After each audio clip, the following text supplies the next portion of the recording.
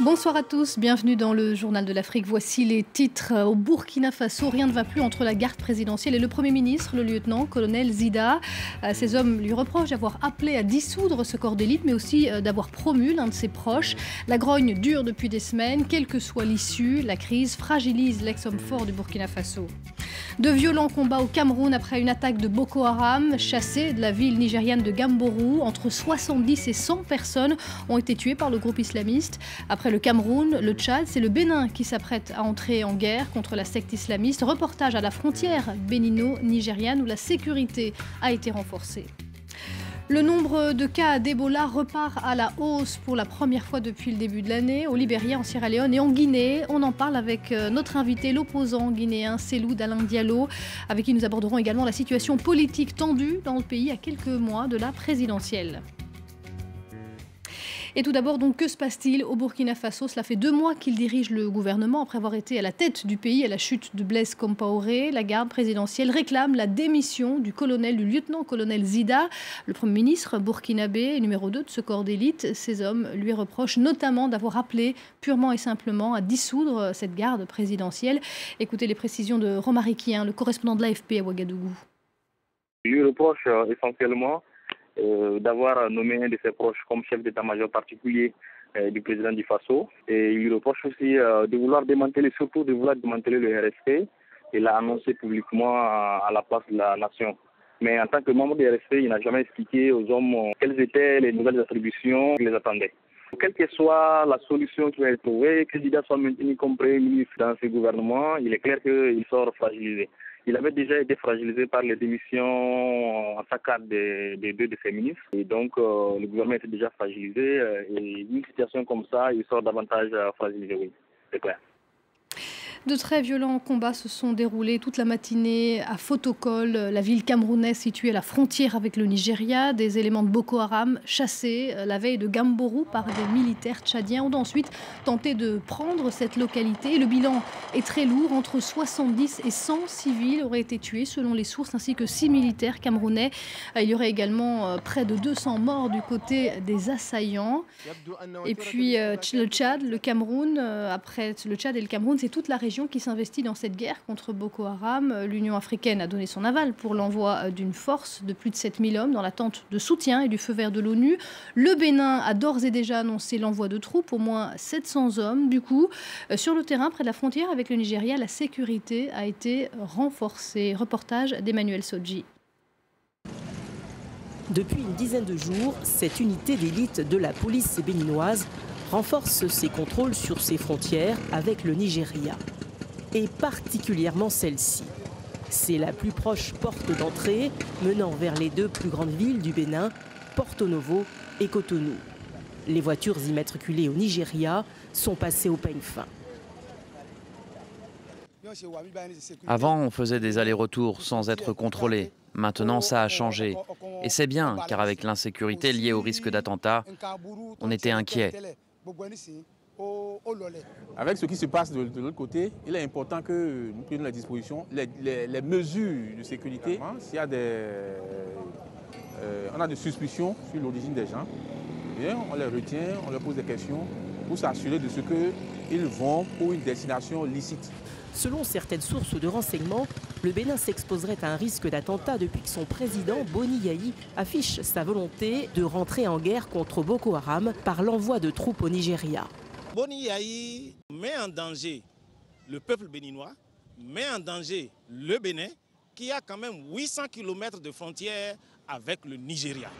Le Bénin est sur le qui-vive face au risque terroriste. Dans tout le pays, les autorités ont mis en place des comités locaux de sécurité. Il est possible aujourd'hui au Bénin de savoir à tout moment qui vient, qui sort.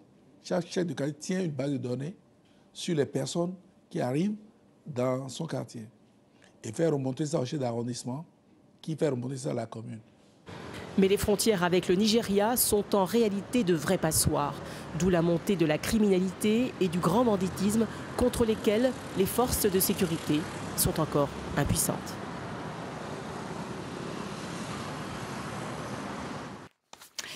L'actualité en bref dans le reste du continent, 13 morts dont 5 étrangers, des Philippins et des Ghanéens dans l'attaque d'un champ pétrolier dans le centre désertique de la Libye.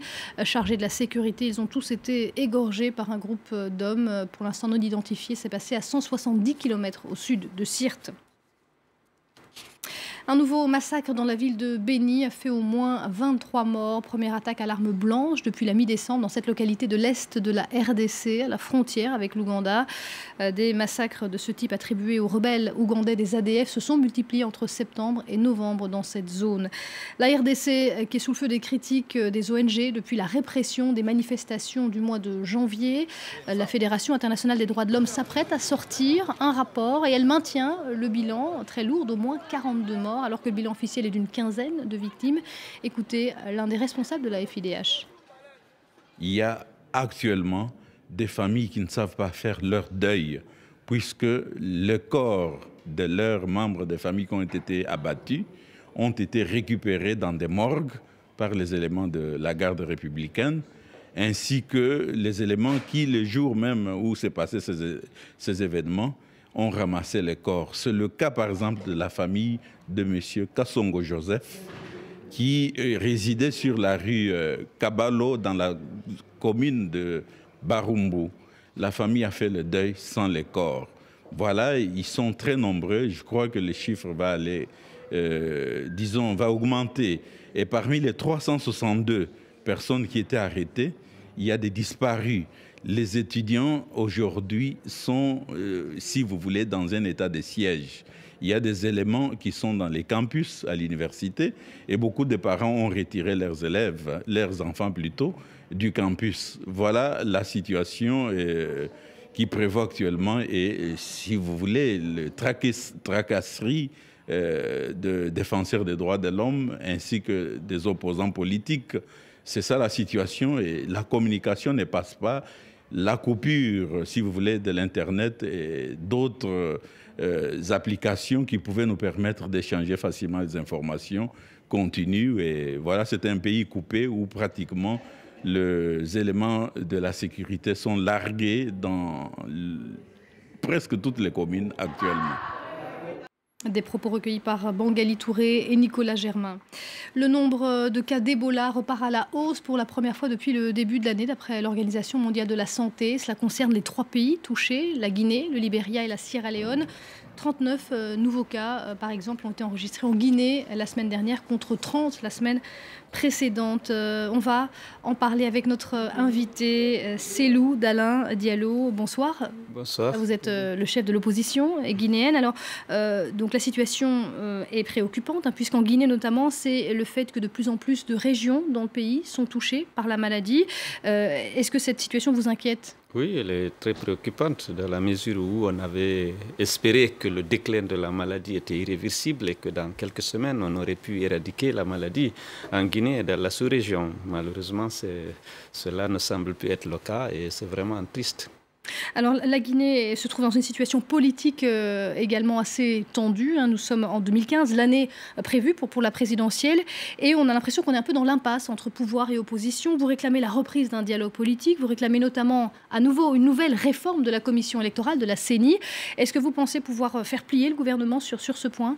Le malheur est que le gouvernement ne veut pas dialoguer. Depuis le début de l'année 2014, l'opposition appelle au dialogue. Le gouvernement refuse systématiquement. Et au même moment, la CENI continue de faire son travail de préparation des élections sans informer, sans associer l'opposition. Et le gouvernement ne veut pas de dialogue, si bien que l'opposition a été obligée de reprendre ces manifestations qui sont réprimées dans le sang, comme c'est le cas aujourd'hui à l'Abbé, où une manifestation pour protester contre les mutations, les affectations arbitraires des fonctionnaires de l'opposition. On peut préciser, l'Abbé, donc c'est, on peut dire, l'un des fiefs notamment de l'opposition. Oui, il y a eu des mutations qui ont été annoncées, notamment dans le système éducatif.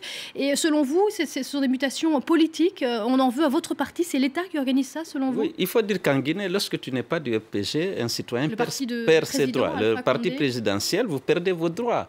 Vous n'avez plus droit à une promotion au sein de l'administration, vous n'avez droit à aucune responsabilité, vous êtes dégradé, vous êtes humilié, exclu, affecté arbitrairement à des endroits très éloigné. Mais est-ce que les jeunes n'ont pas répondu avec beaucoup de violence par rapport à cela? Non, il n'y a pas eu de violence. Il n'y a eu aucun bâtiment public ou privé qui a été attaqué par les manifestants. La manifestation était autorisée, mais subitement, les autorités ont décidé de réprimer. Vous savez qu'Alpha Condé gouverne par la répression, par la force, par les arrestations des opposants. Déjà, on a perdu 57 de nos militants et responsables du parti qui ont été tués à bout portant dans cette Guinée. Chaque fois qu'il y a une manifestation pacifique, même lorsqu'elle est autorisée, comme c'était le cas à la baie, la répression est aveugle, surtout lorsque, à l'heure actuelle, je pense qu'il a besoin d'intimider, d'effrayer les gens pour ne pas qu'ils manifestent à l'occasion des fraudes électorales qu'ils envisagent de mettre en œuvre lors des prochaines élections. Nous revendiquons la réforme de la CENI, l'organisation des élections communales avant la présidentielle, parce que les élus locaux sont actuellement tous nommés. C'est des militants et responsables du RPG que M. Alpha Condé a remplacé dès son avènement. La présidentielle donc, qui est prévue d'ici la fin de l'année, normalement, en Guinée. Merci beaucoup, Cellou Dalein Diallo, d'être venu sur ce plateau dans le Journal de l'Afrique. Merci beaucoup. Les appels des journalistes et de la société civile qui réclamaient sa libération au Burundi n'ont pas été entendus. La justice a décidé le maintien en détention du directeur de la RPA, la radio publique africaine. Il est poursuivi pour complicité d'assassinat après avoir mis en cause un haut responsable burundais dans l'affaire du meurtre des 3 sœurs italiennes. C'était en septembre dernier. Allez, un mot de la CAN. C'était le premier match, les premières demi-finales aujourd'hui, République démocratique du Congo face à la Côte d'Ivoire. Et c'est la Côte d'Ivoire qui s'est qualifiée pour la finale de la Coupe d'Afrique des Nations. Le match vient de se terminer. La Côte d'Ivoire qui a donc battu la RDC. L'autre demi-finale aura lieu demain et elle opposera la Guinée équatoriale au Ghana. Merci d'avoir suivi ce journal de l'Afrique. Restez avec nous, l'info continue sur France 24.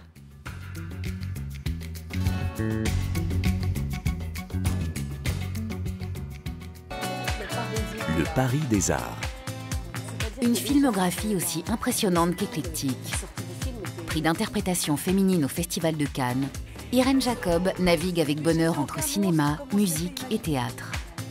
De l'art de l'amour au temps des geishas à la Pinacothèque, en passant par le théâtre du Ranlag, où elle se produit avec la violoniste Marianne Piketty dans le spectacle Saison, cette artiste hors norme nous fait découvrir ses coups de cœur parisiens. Le Paris des Arts, à voir sur France 24 et sur France24.com.